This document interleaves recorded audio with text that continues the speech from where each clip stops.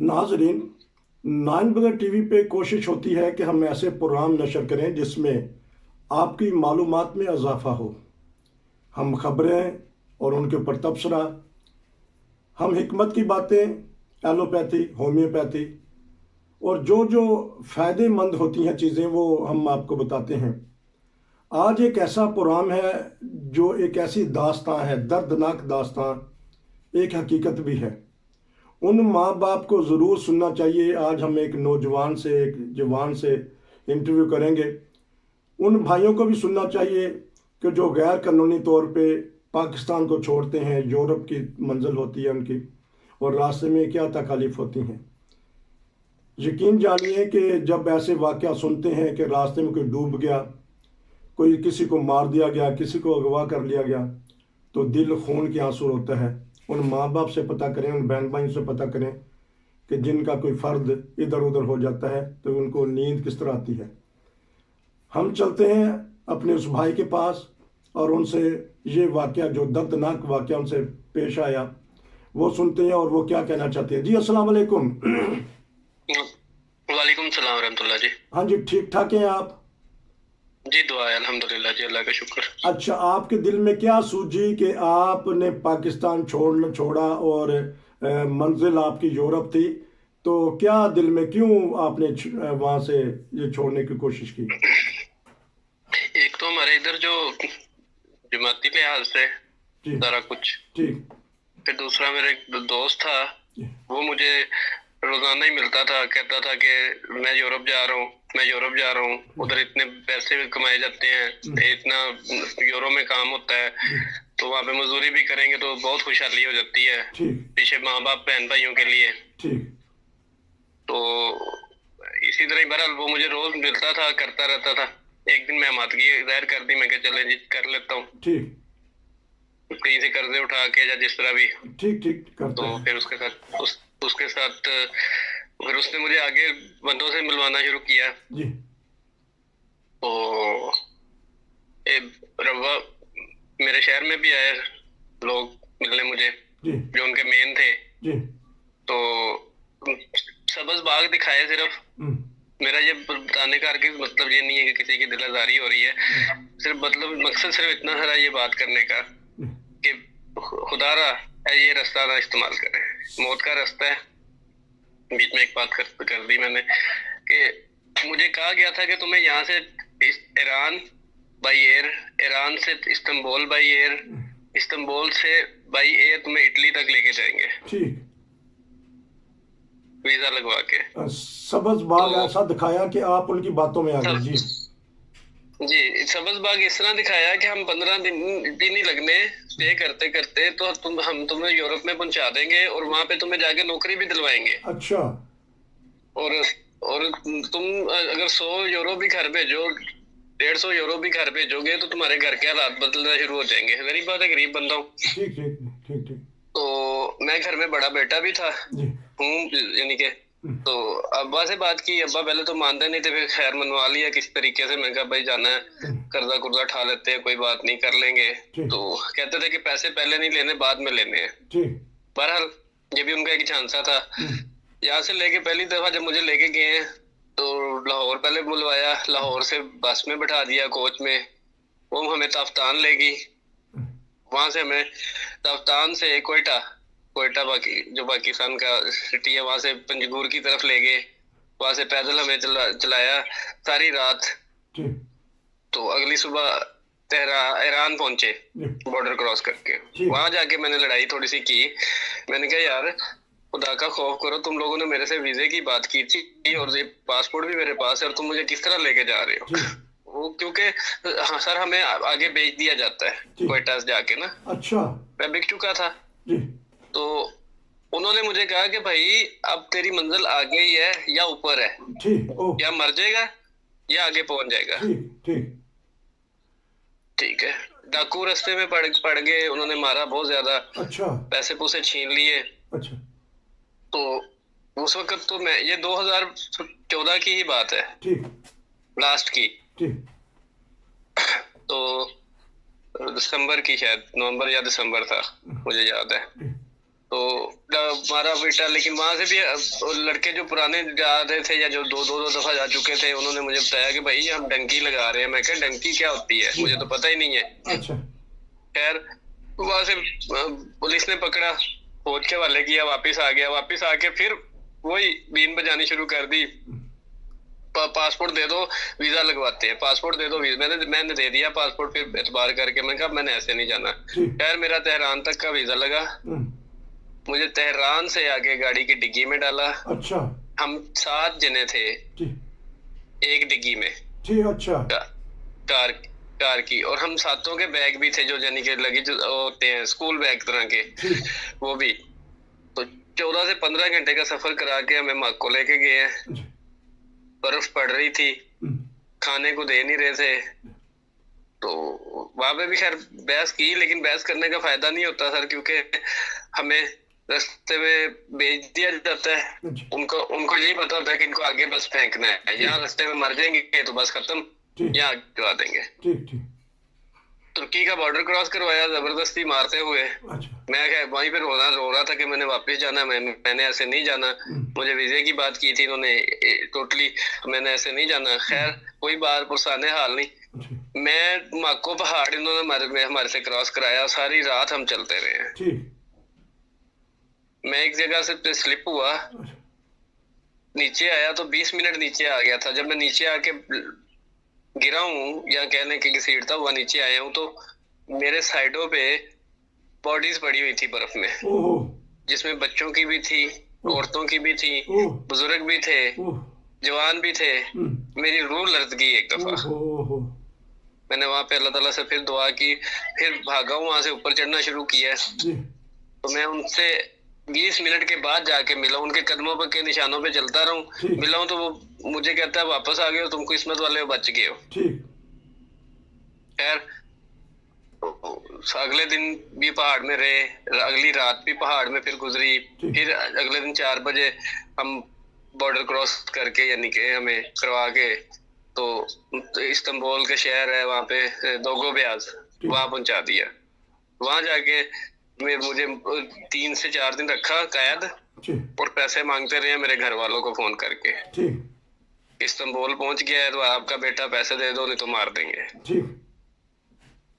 अब भाई ने पैसे उनको दे दिए, किसी तरीके से भिजवा दिए, कहा बेटे से बात करवाओ, नहीं करवाई। खैर मुझे जब मैं वहां से, मेरे पास क्योंकि पासपोर्ट था, वहां से मेरे पासपोर्ट पे इन्होंने मुझे डेवो की टिकट लेके दी।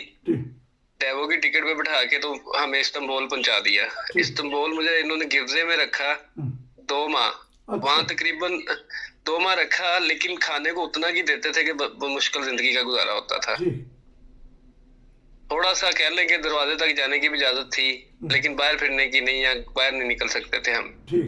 वहां से जब कुछ 2 माह के बाद 3रा माह स्टार्ट होता है, तो ये हमें घर रहाइश चेंज कर देते थे। हर 15-20 दिन के बाद हमारी रहाइश चेंज होती थी, रात को ही लेके निकलते थे तो अगली रहाइश में। तो जब लास्ट मुझे याद है कि जिस रहाइश में मुझे ले गए, तो वहां पे इन्होंने जाके हमें कैद कर लिया। हम 22 लड़के थे मुस्लिम शहरों से। अच्छा। और अपने शहर से मैं अकेला ही था। अच्छा।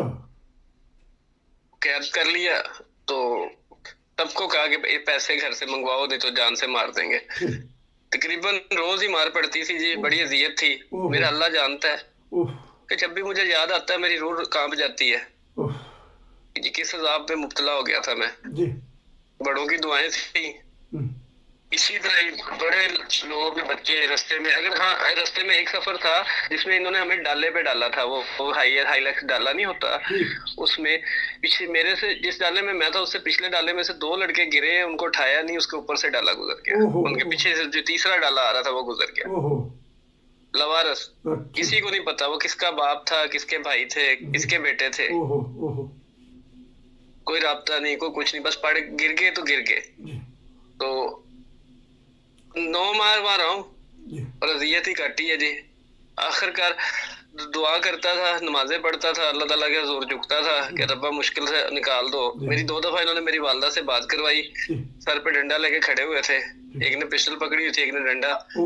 तो कहते थे कि 22 लाख रुपए उनसे को भेजे। मैंने कहा वो कहाँ से भेजेंगे, मेरे तो भाई रिक्शा चलाते हैं, खुद गरीब है, 22 लाख कहाँ से भेजेंगे? नहीं, तुम्हारा घर अपना है, हमें इतनी इन्फॉर्मेशन है कि तुम्हारा घर अपना है। बहरहाल मैंने कभी नहीं, घर तो नहीं बेचना, वहाँ पे 2-3 मरले का घर है, जो 4 मरले का वो क्यों बिकवा दूं के सारे सड़क पे आ जाएंगे। बहरहाल फोन करवाया अम्मी से एक दफा, पहली दफा, जबकि अम्मी कहते थे इतने दिन हो गए हैं, तुम्हारी छोटी सी बेटी भी है, तो तुम बात नहीं करते हो, क्या मसला है, क्या मुश्किल में हो क्या? मैं सिर्फ अम्मा अपनी वालदा मोहतरमा से 2 अल्फाज बोले, मैं कि अम्मा जिंदा हूँ, बस मुश्किल में है, मेरे लिए दुआ करें। और ये कह के मैंने फोन बंद कर दिया। और इन्होंने मुझे मारना शुरू कर दिया, सारी रात मार खाई। जब आखिरी जो महीना था उसमें मैं इनको अपने मुंह से कहना शुरू हो गया था कि मुझे मार के फेंक दे, अब मेरे में शक्कत नहीं रहेगी कि मैं इतनी मार खा दूं आपसे। तो इधर बार एक हमारे पाकिस्तानी भाई था, उसने भी इनसे कहा भी इसको अब ना मारे, बस उसको भी मार पड़ना शुरू हो गई। और जो एजेंट था पाकिस्तान का, या रास्ते में था, या इस्तांबुल में भी जो तीसरा एजेंट था, उन तीनों को मैंने आखिरी दिन से 3 दिन पहले, अपनी रिहाई से 3 दिन पहले एक बात कही कि मुझे मार के फेंक दो, अब ना मुझे इस तरह करो, मेरे से नहीं से मार खाई जाती, घर वाले ज्यादा परेशान होंगे, मैं मुश्किल में हूँ, मुझे नहीं, भूख से भी मर रहा हूँ, खाने को तुम लोग दे नहीं रहे हो। तो किस्सा मुख्तसर कि अल्लाह ताला ने मेरी सुन ली कि कभी दरवाजा उस घर का नहीं खुला होता था। उस रात में तहज्जुद पढ़ने के लिए उठा हूँ, वॉशरूम जा रहा था तो मेन डोर खुला देख लिया, और मैं कपड़े में वापस गया हूँ, इनके सरहाने के नीचे से अपना पासपोर्ट ढूंढा है, लिया है, मोबाइल था मेरा छोटा सा वो लिया है, उसमें कॉन्टेक्ट होंगे, सिम तो मेरे पास वहाँ की थी नहीं। तो मैं दुआ करके मैं भाग पड़ा हूँ। 6 घंटे मुसलसल और ये मेरे पीछे भागते रहे। इनका एक कुर्द था जो बाहर खड़े होके, एजेंटों का बंदा बाहर खड़े होकर किसी से फोन पे बातें कर रहा था, उसने शोर वावल्ला मचा दिया कि भाग गया। मेरे एक भागने की वजह से 22 लड़कों की जानें बची। वाह, वो किस तरह?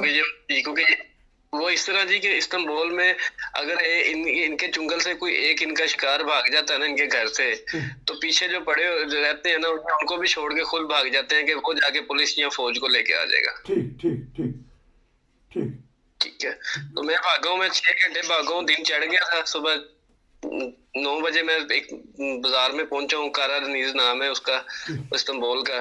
वहां जाके मैंने अपना पासपोर्ट हाथ में पकड़ा और ये मेरे सामने खड़े थे सड़क की दूसरी तरफ। मैंने कहा ये मेरे पास पासपोर्ट है, मैं पुलिस जा रहा हूँ, मैंने आप लोगों के पास नहीं आना, आ जाओ, तुम्हें कुछ नहीं कहते। मैं कहा नहीं, मैंने आना ही नहीं है। अच्छा। तो बाद में मैंने वहां पे 10-15 दिन रहा हूँ इसी तरह ही, बस सड़कों पे फिरता भराता कह ले, या फिर मैंने कोई अपने अजीजों का अरब से रब्ता किया, उन्होंने कोई सहारा बनाया। आखिरी दिनों में मेरा आउट पास भी आ गया, पासपोर्ट था मेरे पास जो के।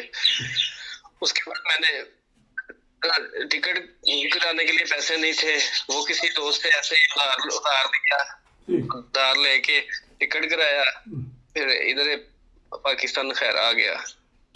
लेकिन जब पाकिस्तान आ गया तो जो दोस्त मेरे साथ और थे 21 लड़के, उनके वक्तन मेरे, क्योंकि मेरा व्हाट्सएप इधर पाकिस्तानी नंबर पे था या जो भी था, और भी कांटेक्ट थे, फेसबुक में भी जैसा भी जो भी था, उन्होंने मेरे से राब्ते करने शुरू किया। अली भाई, या मुझे जो भी कहते थे भाई करके, कि भाई आपकी किस्मत अच्छी है। आपकी क्या किस्मत अच्छी है, आपके सदके हम भी सारे बच गए। कि आपके जाने के 2-3 घंटे बाद जब आप चले गए थे, दिन चढ़ गया था, तो वे एक एक करके आते थे, अपना जरूरी सामान उठाते थे, भाग जाते थे, कोई हमारी फिक्र ही नहीं थी कि ये भी पड़े हैं। तो हम भी भाग गए, फिर वहां से आजाद हो गए। तो आप हमारे लिए एक फरिश्ता साबित हुए। तो मेरी सबसे अपील यही है कि खुदारा इन एजेंटों के जो यूरोप के ख्वाब देखना छोड़ दें, लीगल तरीके से कोई काम होता है तो चले जाएं, वीजा मिलता है तो। ये एजेंटों के हत्थे कभी ना चढ़े, ये मौत के सफर होते हैं, रास्ते में कश्तियां डूब जाती हैं। वहीं पे रहते रहते मैंने सुनता था आज कश्ती डूब गई, ग्रीस जाते हुए रास्ते में इतने बंदे समंदर में डूब गए। किसी के भाई थे, किसी के बेटे थे, किसी के बाप थे। अच्छा, ये बताइएगा कि वो मुझे सवाल खटक रहा है कि जब आप पीछा किया तो वो आपके उस पीछा करते करते उस शहर में आ गए थे जो आपने पासपोर्ट दिखाया और कहा कि मैं पुलिस को बुला लूंगा? जी सर, मैं जिस जगह से निकला ना, तो मैं जिस जिस गली से गुजरता था, ये इनके रास्ते होते हैं, हर गली में इनका कोई ना कोई इन्होंने गैर कानूनी घर लिए होते हैं, अच्छा। या कह रेंट पे लिए होते हैं। वहां से ये, मैं घर से निकला था तो मेरे पीछे 2 या 3 जने थे, वहां तक जाते तो मेरे पीछे 12-15 जने थे। अच्छा, ठीक है। ये उस जगह पे पहुंच चुके थे, यानी जिस शहर में सिटी जो उनका था, किस नाम है उसका, मैं वहाँ वहाँ बाजार में खड़ा, क्योंकि बाजार में ये किसी को कुछ नहीं कह सकते। ठीक। अच्छा, इस्तांबुल के बाजार में किसी को कुछ नहीं कह सकते। ठीक। ठीक है ये बताइएगा, 15 दिन जो आपने गुजारे हैं कैद से जी। रिहाई के बाद, वो किस तरह गुजारे हैं? कोई किसी मस्जिद में, किसी तो ऐसी जगह? मैं पहले 3-4 दिन तो सर मैं रहा हूँ अक्सराय में, सड़क पे के किनारे फुटपाथ पे सो जाता था। जी। सुबह उठता था, भीख मंगो की तरह फिरता था, कोई ना कोई कुछ खाने को दे देता था तो ठीक था, नहीं तो पानी टूटियां लगी होती हैं, वहां से बंदा बाजार पी लेता है। ठीक। क्योंकि फिर मैंने एक बिम होते हैं वहां पे, उनकी मिन्नत समाजत की। एक नंबर था मेरे पास अपने जानने वालों का, ठीक। उनसे राब्ता करवाया कि तुर्की का ही नंबर है। तो फिर उन्होंने मुझे पहले तो खैर उसका बाप कहता है कि गिद गिद गिद चले जाओ तुम, क्योंकि मेरे नाखून बड़े हुए थे, बाल बड़े थे, बू मेरे से आती थी, 7 माह से अंदर कैद था, कपड़े चेंज नहीं किए हुए थे। तो अल्लाह ताला उसको जज़ाए खैर दे, वो मेरी बहन, उसको मैंने जितनी मेरे से तुर्की थोड़ी बहुत बोली गई, मैंने उस पर करके कि वहाँ बहन कहते हैं, आबला, बहन को आबला कहते हैं, मैं आबला एक कॉल करवा दो, तो तुर्किश ने मारा। उसने मेरे उस नंबर पे कॉल करवाई, फिर मेरा आगे राब्ता हुआ, दोस्त थे अच्छे, वो फिर मुझे मस्जिद ले गए। तो फिर आप मस्जिद पे मैं जी सर। हाँ, फिर आपको गुस्ल वगैरह, क्योंकि 6-7 महीने आप नहाए नहीं, आप कह रहे हैं, फिर आपने वहां फिर इंतजाम किया अपना? तो जी सर, वो फिर मैं बता रहा बस मैं बीच में थोड़ा छोड़ गया था, मैं क्या शायद टाइम का आपके पास ना हो इशू।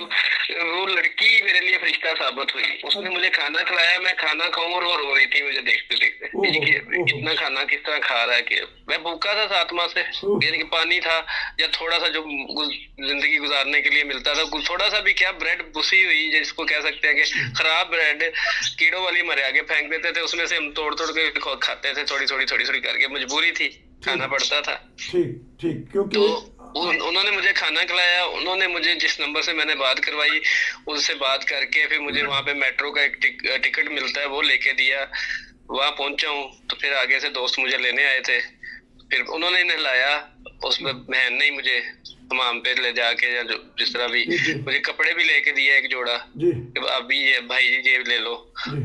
तो अल्लाह ताला उनको उनके मुकद्दर अच्छे करे, आमीन। अच्छा, क्योंकि देखें कि इतनी दर्दनाक दास्तान है कि वो तुर्क जो हमारी बहन है, वो आपकी तरफ देख देख के रो रही थी कि इस बेचारे की क्या हाल बन गया। जी, वो रो रही थी मेरी तरफ देख के कि ये भाई ये क्या हाल है इसका। मैंने फिर उसको अपना पासपोर्ट भी दिखाया, मैं क्या मैं पाकिस्तान से हूँ, ये मेरा पासपोर्ट है। वो कहती है आरकदश, आरकदश तुर्की में कहते हैं जान से प्यारा भाई, आरकदश आबी। तो बहरहाल क्योंकि वो मेरे लिए फरिश्ता थी जी। चले ये, लेकिन उसके बाद उनसे राब्ता दोबारा हुआ कि नहीं जब पाकिस्तान आप आ गए? मैं जब पाकिस्तान पहुंच गया था तो तब भी उन्होंने मेरे से बड़े राब्ते किए, हम तुम्हें अंदर करवा देंगे, हम तुम्हें वो करवा देंगे, FIA में ना जाना। क्योंकि मैं एयरपोर्ट जब आया हूँ वापस पाकिस्तान, तो मुझे पता चला कि मेरे अम्मी अब्बू से 18 लाख रुपए ले चुके हैं, उनकी बकायदा बैंक की रसीदें हैं मेरे पास। ठीक ठीक। अच्छा, ये बताइएगा कि क्योंकि प्रोग्राम लंबा हो सकता है हम आपसे एक और कर लें, तो नाजरीन को भी कहेंगे कि अगर आपके पास भी ऐसा कोई वाक़या है, आपके पास भी दास्तान है, तो हमारे से शेयर कीजिए, हम पूरी दुनिया में नशर करेंगे। तो जो तुर्क फैमिली है उन्होंने आपसे रब्ता किया जब आप पाकिस्तान चले गए थे, या आपने उनसे किया? जी, मुझे हाँ जी, उन्होंने मेरे से अभी भी राब्ते में हैं, हाल वाल होता रहता है, बहुत अच्छी फैमिली है। चलें, जबरदस्त। आपने ये वाकया कैसा, उनको जज़ाए खैर दे, आपने एक ऐसा वाकया बता दिया, बड़े ही रोंगटे खड़े हो गए, जो गैर कानूनी तौर पे आते हैं। अभी पिछले साल हमने खबर चलाई थी, खबर मिली थी कि बोस्निया के रास्ते में एक हमारा जवान, अहमदी जवान डूब के वफात पा गया। इसी तरह यूरोप भी महफूज नहीं है, क्योंकि फ्रांस से लंदन जाते हुए पिछले हफ्ते जो है वो 27 बंदे कश्ती में डूब गए, और अफ्रीका से जो इटली आते हैं वहाँ भी डूब जाते हैं, क्योंकि जो इंसानी स्मगलर होते हैं उनको किसी जान से प्यार नहीं होता। जिस तरह आपने बताया, हम आपसे जो दरमियान के वाक़यात हैं वो ज़रूर पता करेंगे, जी ताकि जी आप बताएं कि वहाँ हड्डियाँ जी पड़ी हुई थी, वहाँ इंसानी लाशें पड़ी हुई थी, क्योंकि इस वक्त 20-22 मिनट का प्रोग्राम हो गया है। अगली दफ़ा हम आप जी बताइएगा कि जो आपने रास्ते में और मुश्किलात क्या देखी, खाना किस तरह खाते थे और कहाँ कहाँ जी वो मारते थे, किस तरह। जिस तरह आपने कहा कि मुझे मार ही दे तो अच्छा है, कितनी बेदर्दी से वो मार रहे थे। जी नाज़रीन से आखिर में यही कहेंगे कि ये होते हैं अंजाम गैर कानूनी तौर पे वहाँ से निकलने के और सब्ज़ बाग देखने के। शुक्र है कि हमारा भाई अपने बीवी बच्चों, अपने माँ बाप के पास बड़ी हफाजत में इसलिए कहेंगे कि चले गए हैं और आराम से वहाँ ज़िंदगी जी। बसर कर रहे हैं। भाई आपका बहुत शुक्रिया, बड़ा ही दर्दनाक वाक़या आपने बहुत बताया शुक्र। कि रोंगटे खड़े कर दिए हैं। नाजरीन, फिर मिलेंगे किसी नए वाक़या के साथ, किसी नए किस्से के साथ, किसी नई दास्तान के साथ। अगर आपके पास भी कोई ऐसे वाक़या है तो हमें शेयर कीजिए। नसीर को इजाज़त दीजिए। अस्सलाम।